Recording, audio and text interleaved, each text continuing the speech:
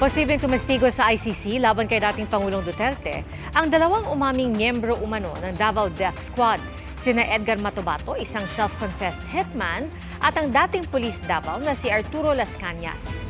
Saksi, si Maki Pulido. Nabanggit sa inilabas na warrant of arrest ng International Criminal Court ang papel ni dating Pangulong Rodrigo Duterte bilang founder at pinuno ng Davao Death Squad o DDS. Isang grupo sa Davao na pumapatay umano ng mga kriminal sa lugar at matagal nang iniuugnay kay Duterte. Oras na umakyat sa trial ang mga akusasyon kay Duterte.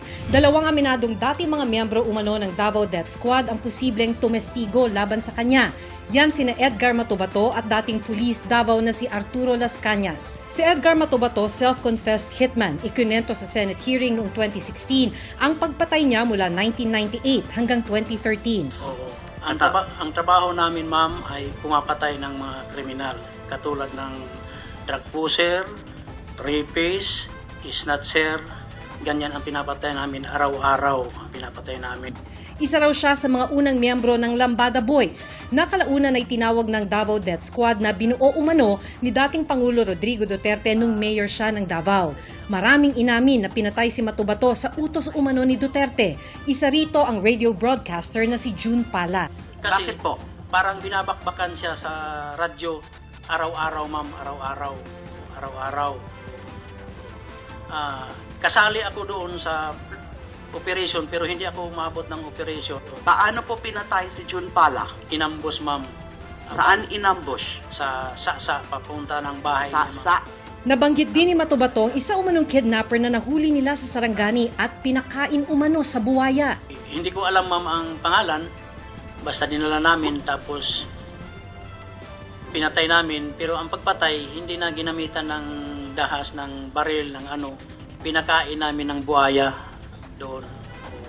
Saan? Sa ma'am, Kapatagan, ma'am.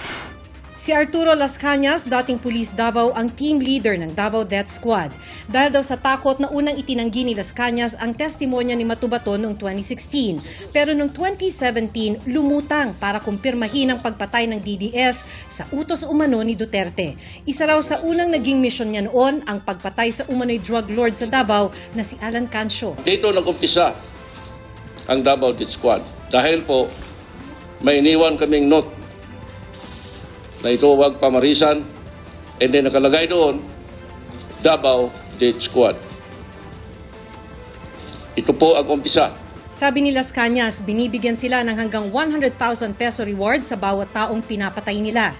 Sa lahat po mga ginagawa naming pagpatay sa Davao City, ilibing man o itapon namin sa laot, ito po ay binabayaran kami ni Mayor Rody Duterte. Kadalasan 20,000, minsan 50,000, at depende po sa status ng target, minsan 100,000. Kinatigan din niya ang kwento ni Matobato ng pagpatay sa broadcaster na si June Pala kung saan nakatanggap daw siya ng malaking pabuya mula kay Duterte. Sinabi ni Mayor Rody sa akin ang 1 million. Sabi niya 1 million. Tinanggap ko at sabi ko, salamat sir. And then umalis ako. Dati nang sinabi ni Duterte na nagsisinungaling si Matobato na hindi raw niya personal na kilala. Si Las Cañas naman tinawag niya noong mapaggawa ng kwento at anyay siraulo. Pero nang humarap noon sa pagdinig ng Senado noong isang taon, merong inamin ang dating Pangulo. I can make the confession now if you want. Mr. Chair. Talagang niyayari ko. Meron akong death squad, pero hindi yung mga pulis. Sila rin yung mga gangster. Yung isang Mr. Chair? gangster, utusan ko.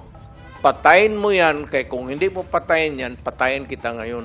Sa report ng The New York Times noong 2017, nasa kustodiya na raw ng ICC o International Criminal Court si Las Cañas. Ang isinumeteng affidavit ni Las Cañas, tinanggap na ng ICC at si Las Cañas binigyan umano ng limited immunity deal. Ibig sabihin, hindi gagamitin ang mga ibubunyag niya para litisin siya. Si Matobato naman inulat ng New York Times na ng ibang bansa na nitong Enero 2025 gamit ang ibang pangalan yan sa tulong ng isang pribadong organisasyon. Sa pagkakaalam ni Attorney Cristina Conti, nasa kustodiya na rin ngayon si Matubato ng ICC Victims and Witnesses, ang ICC unit na nagbibigay proteksyon sa mga testigo. Mahalaga raw ang magiging testimonya ni Matubato at Las Cañas sa pag-ugnay kay Duterte sa Davao Death Squad. Tangi yung mga nasa loob lang ng organisasyon ang pwedeng makapagsabi kung anong itsura ba talaga ng Davao Death Squad. Pareho itong si Matubato at si Las Cañas na maituturing na insider witness. Para sa GMA Integrated News, ako si Maki Pulido, ang inyong saksi. Mga kapuso, maging una sa saksi. Mag-subscribe sa GMA Integrated News sa YouTube para sa iba't ibang balita.